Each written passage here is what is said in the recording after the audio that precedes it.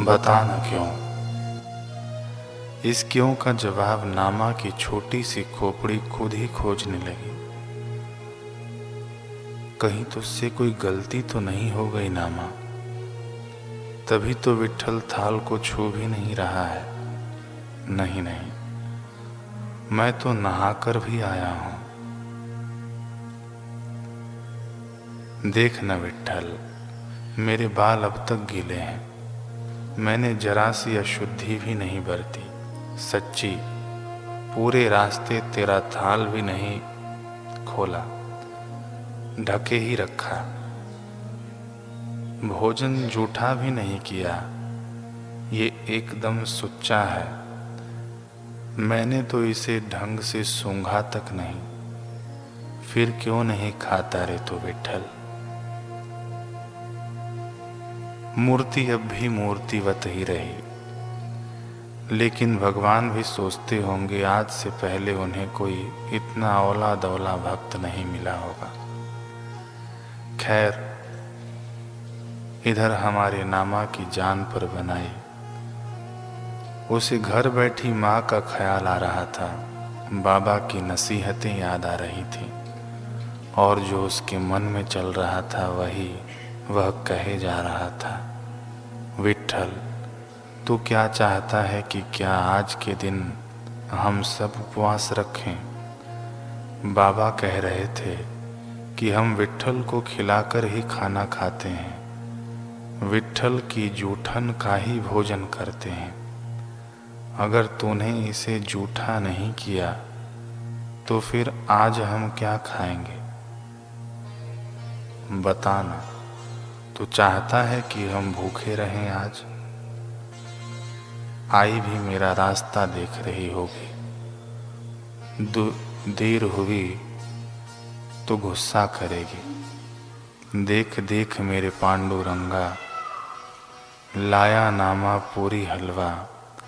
जल्दी आजा भोग लगा ले, कब से पुकार रहा तुझे मनवा। देर भई अब सांझ चढ़ी है, आई देखन राह खड़ी है। छुट्टी दे अब कर न देरी, वरना कट्टी तेरी मेरी। जी हाँ, अब तो भक्त ने भगवान को धमकी भी दे डाली।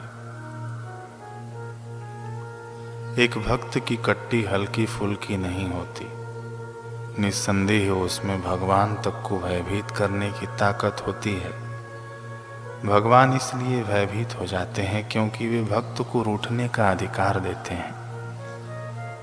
नामा नन्हा और छोटा जरूर था, लेकिन उसकी कट्टी बहुत बड़ी और वजनदार थी।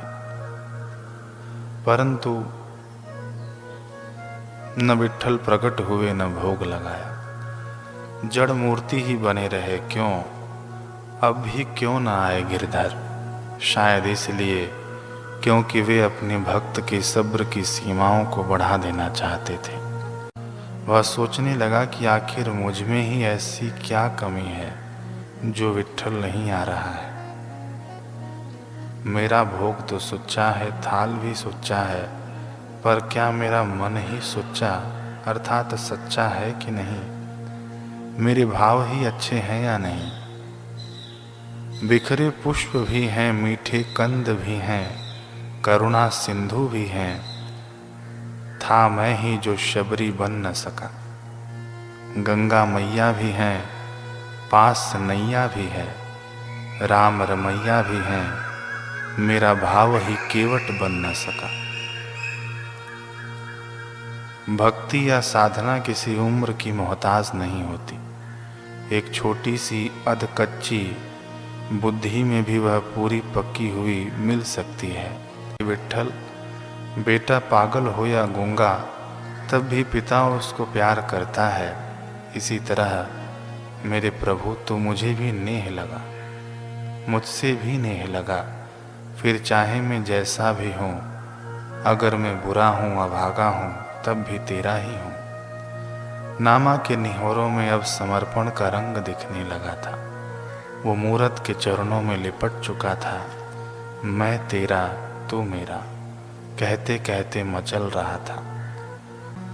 नामा विट्ठल की ओर उंगली तान कर बोला, बहुत हुआ पांडुरंग, अगर तू अब नहीं आया तो मैं तेरी इस पत्थर की वेदी पर सिर पटक पटक कर प्राण दे दूंगा।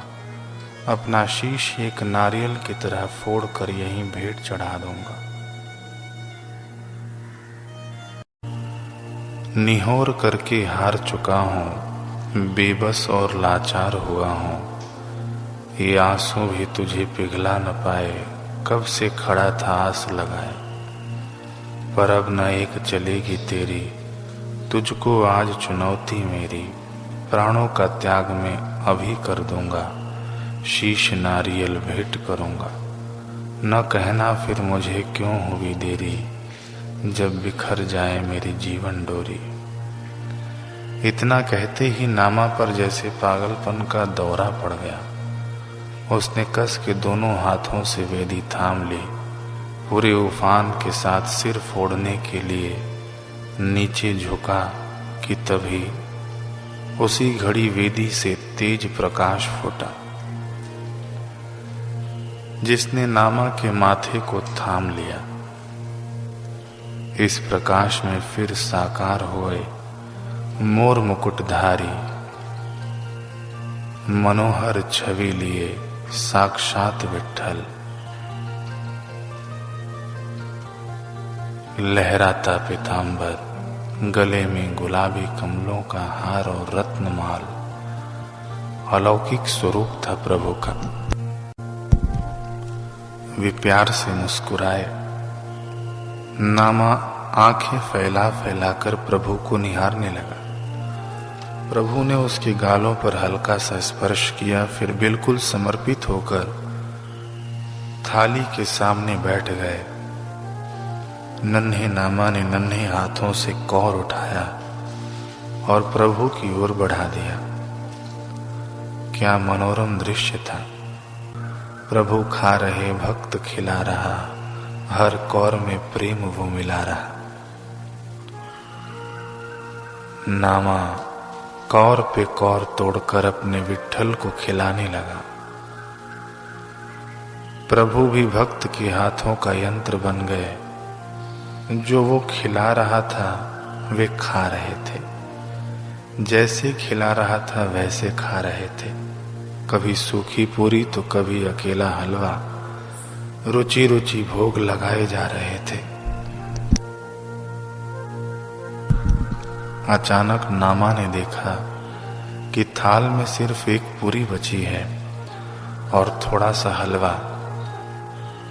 कौर को विट्ठल के मुंह तक ले गया था, वापस खींच ले आया अपना हाथ। बालक का बालपन, सीधा और भोला मन। नामा मासूमियत से बोला, बस विट्ठल, क्या तू सारा ही भोग लगा जाएगा? कुछ भी छूटेगा नहीं तो हम प्रसाद क्या खाएंगे? दयालु प्रभु हर्षा उठे और मुस्कुराने लगे। फिर अपने इस बटुक भक्त के सिर को सहलाया और पुचकार दिया। नामा ने तुरंत शीश झुकाया और प्रणाम किया।